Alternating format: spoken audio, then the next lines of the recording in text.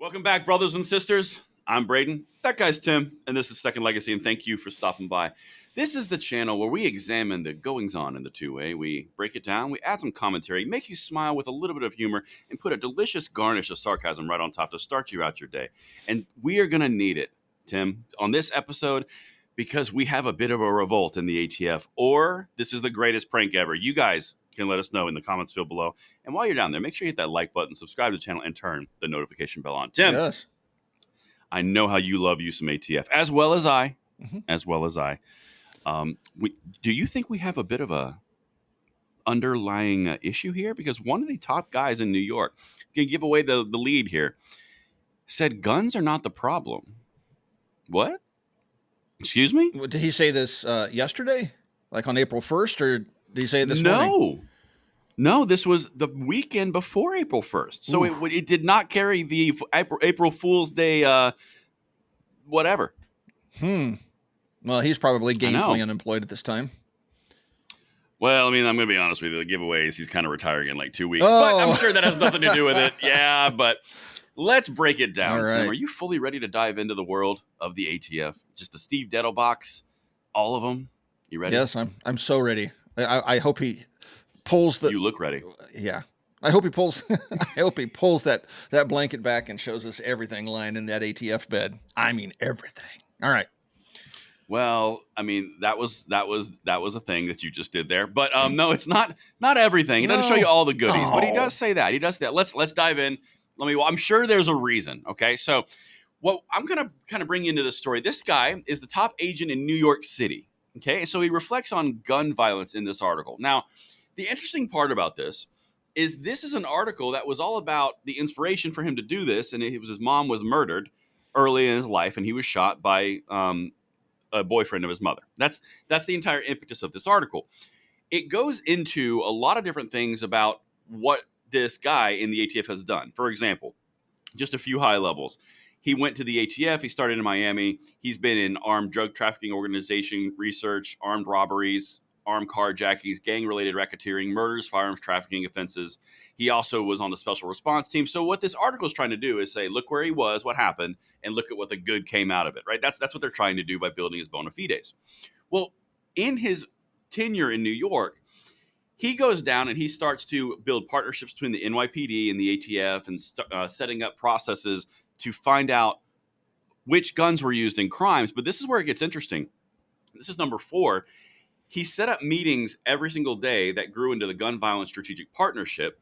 And the entire idea was to ensure that guns used in crimes could be traced immediately on a regular basis to find out where they came from and if they'd been used in other crimes, he said. And that's where it starts to turn a little bit, right?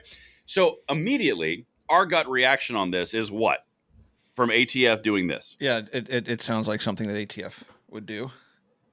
Very ATF-y, right? Yeah, it's something that you would expect them to do. Yes. Right. This guy is starting to focus on the actual crimes involved along the path of the actual individual criminal, not singling out the firearms. And it starts to come through in a few different ways. So basically there's an example that I don't need to go into, but here's where the entire quote for the payoff of where he arrives. This is number 6. Guns are not the problem, said DeVito, who plans to retire next month. There's your little plug right there. Yeah, all in the same sentence. Yeah. I'm an advocate of the Second Amendment. At the end of the day, the problem is guns ending up in the hands of the wrong people. Wait a minute. Does it just, it's kind of what we said, Tim. So from ATF leadership, this would be a very strange statement, but from rank and file ATF agents, I've met a number of them that are actually quite pro-gun. So just like any organization, it's really, you have both sides. Obviously, the political side of it and the leadership level, it is taken on a political position of being staunchly anti-gun. But the rank and file officers, they were in the gambit just like any other profession, right? So it's always interesting when people always paint somebody with a broad brush. There's very few exceptions where members of an agency are all bad. I can think of one, the IRS. But other than that, Anyway, for different So now- reasons, unrelated. and now I'm about to get Unrelated. audited. So and audit. maybe Doc can bleep that one. Yeah. Maybe Cracking- we just bleep out the actual 3-letter agency, so they just so they don't know which no way one to I was know. making fun of. I love So it. they all come I love it. kicking They're my all door 3 in. letters. Yeah. It's so great. But no, and you would think, well, not really. You'd think this wouldn't really be a big thing if it was a rank and file ATF agent. Right. This guy is the top ATF agent in New York City. So this guy knows Steve Dettelbach. This guy is he's In a up leadership there role. in the power chain. Yeah. Right. He's in leadership, which is why He plans to leave next I month. think this is a little bit more. Right. Well, he's leaving next month. So, of Yeah. course, he can say whatever he wants because he's out the door. He's got his pension and he's going to live off us the rest of his life. But the idea that it's permeating that high underneath Steve Dettelbach, I think that's an interesting thing. But I would imagine Because- they're trying to purge people like him. So he's probably Gen X, right? Gen X is starting to hit that retirement age. He's 49. So yeah, he has Gen X. So he, he's kind of like from that era. So I don't find it all that surprising.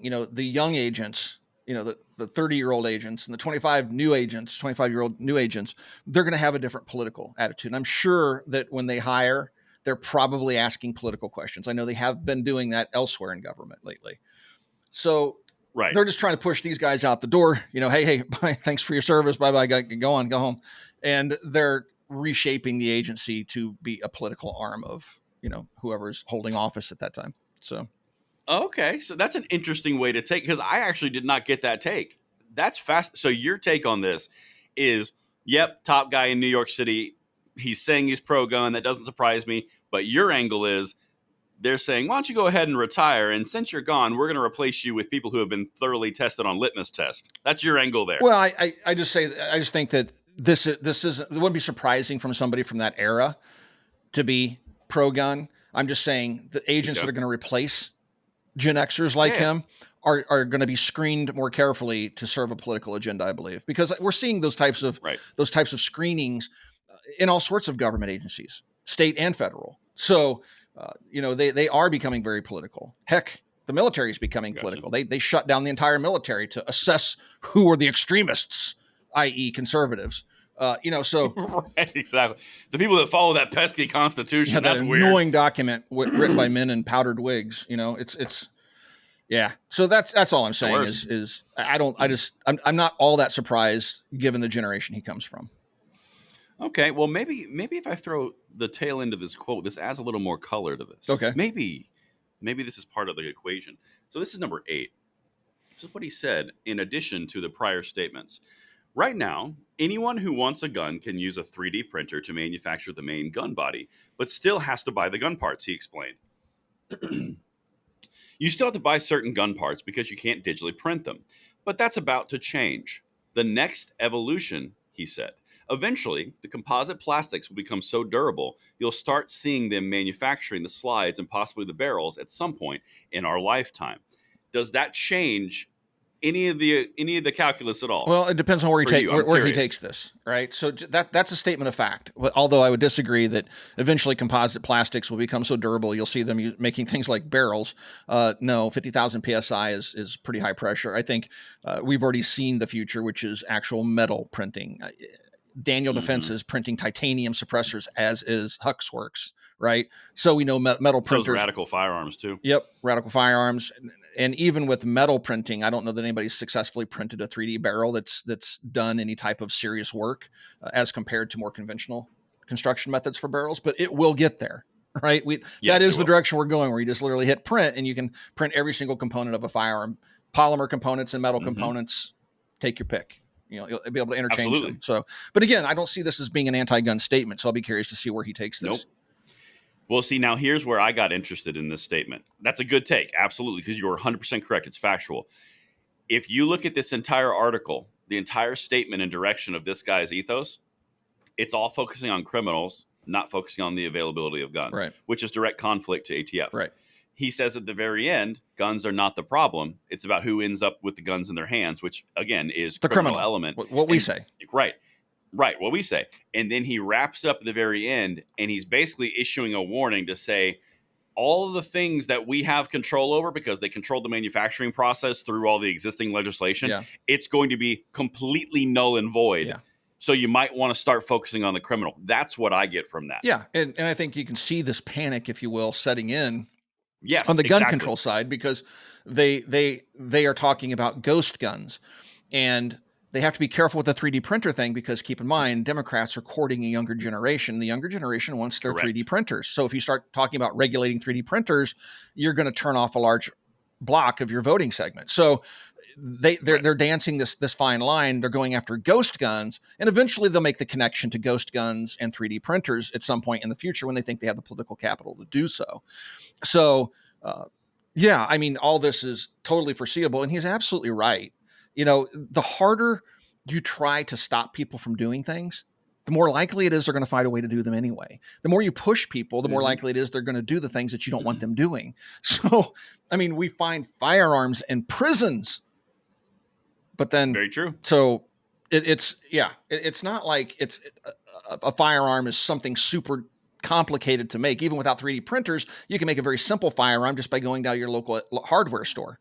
It's it's not a difficult process to do. So he's absolutely right. I mean, trying to stop guns and stop the production and sales of them is no different than what they tried with prohibition with alcohol and what they're currently doing with drugs. It's getting them nowhere except spending trillions of dollars they don't have chasing their own tails. And they haven't changed the outcome one bit, because they they focus on the drug, they focus on the guns, they focus on everything but the criminal, which appears that what he is talking about is focusing on the criminal, which again, is something we advocate for.